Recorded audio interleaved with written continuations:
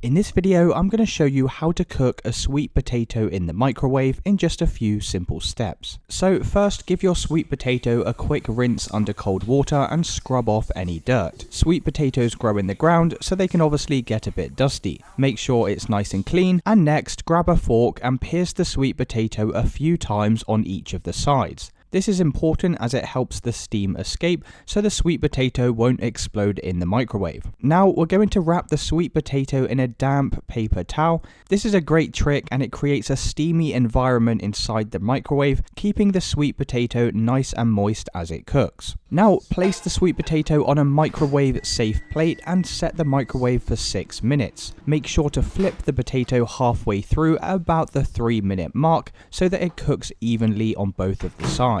After 6 minutes, check if the potato's done by gently pressing on the sweet potato or by using a fork. It should feel soft all the way through. If it's still firm, pop it back in the microwave for another minute or two until it's tender. Once it's tender, carefully slice it down the middle and top it with anything you like. Butter, cinnamon, honey, or even peanut butter. The options are literally endless. And cooking a sweet potato in the microwave is one of the easiest ways to enjoy this nutritious food. Give it a try and let me know in the comments how you like to top yours.